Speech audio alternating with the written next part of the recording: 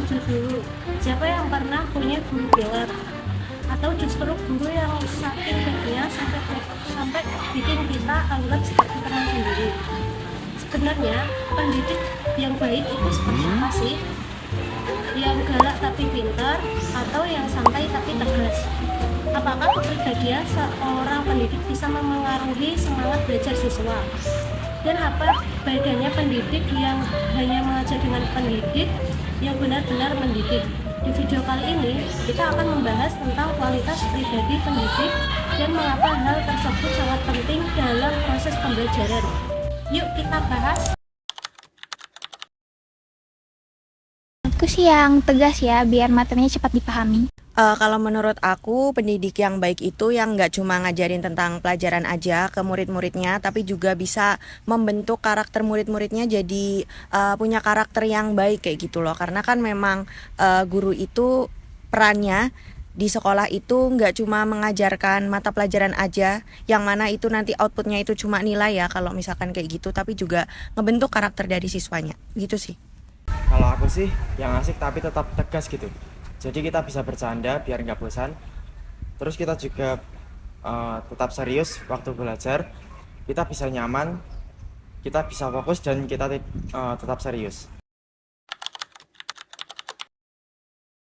Yang harus dimiliki pendidik itu menurut aku ya, suka atau nggak disukainya sama siswa itu sih tergantung siswa ya, karena kita sendiri pun sebagai manusia kan kadang ada yang suka ada yang nggak suka gitu loh, karena mungkin tipe orang itu beda-beda gitu ya, orang-orang yang disukai karakternya kayak gimana. Cuma kalau aku sendiri, better pendidik itu ya yang pertama dia itu tegas gitu ya, karena dia ini kan posisinya sebagai guru. Kalau misalkan terlalu friendly, takutnya nanti malahan batasan-batasan yang memang seharusnya ada antara guru sama siswa itu jadi lebur, dan malah itu nanti mempengaruhi dari si karakter siswanya dan juga pandangan siswa itu sendiri terkait apa sih yang namanya rasa hormat dan juga lain-lain gitu. Tapi ya yang pasti yang pertama itu adalah tegas, tahu waktu dimana kapan dia harus tegas, kapan dia harus lenient sama siswa-siswanya kayak gitu sih. Ya kalau mau disukai banyak siswa sih harusnya pengertian, ramah, biar siswanya tuh nggak takut mau bercanda ataupun tanya ke gurunya. Mungkin kalau menurut aku, yang sabar baik tapi ada sisi tegasnya juga. Soalnya kadang kalau guru terlalu baik tuh siswa jadi nyepelein terkait pelajarannya. Jadi ujung-ujungnya mereka nggak menguasai materi, gitu sih. Kalau menurutku ya, itu nggak pantas dilakuin. Senakal-nakalnya anak itu pasti, gimana ya, kalau kita sebagai pendidik itu nggak pantas ngelakuin kekerasan, apalagi kekerasan fisik. Gimana misal kalau anak itu di rumah disayang banget sama keluarganya atau orang tuanya gitu, tapi ketika di sekolah dia diperlakuin buruk gitu, pasti pihak dari keluarganya itu nggak senang, sakit hati gitu. Itu sih nggak banget ya buat tindakan seorang pendidik, karena apalagi pendidik itu adalah contoh buat para murid-muridnya. Ya kasihan sih si anak pasti punya trauma. Apalagi kalau masih di bawah umur, pasti traumanya ngena banget.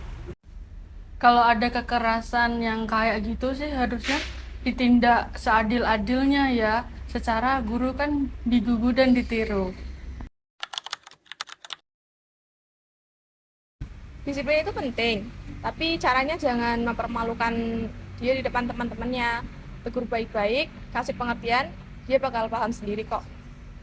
Menurut aku ini balik lagi ke salah satu karakter pendidik yang tadi harus dimiliki ya, yaitu salah satunya adalah tegas gitu loh. Jadi kayak seorang pendidik itu harus tahu kapan perilaku siswa ini harus didisiplinkan. Nah, tapi untuk metode-metode pendisiplinannya itu harusnya dia itu nggak berorientasi kepada hal-hal yang berbau kekerasan fisik ya, tapi lebih mengutamakan ke hal-hal yang kreatif dan juga inovatif gitu loh, terkait cara-cara untuk mendisiplinkan siswa itu sendiri, yang mana itu pasti butuh effort lebih dari si pendidik itu sendiri. Apalagi di zaman sekarang kan banyak murid yang kalau ditegasin malah merasa gurunya itu memarahin. Padahal untuk kebaikan siswanya sendiri. Oke, buat para pendidik di luar sana, makasih banyak karena sudah mendidik kita sampai akhirnya kita bisa kuliah sampai sekarang.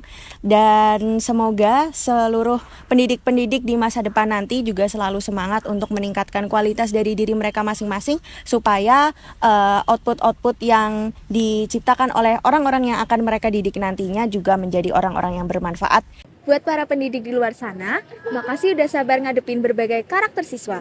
Tetap jadi versi terbaik kalian ya, karena cara kalian mendidik bisa banget ubah masa depan seseorang.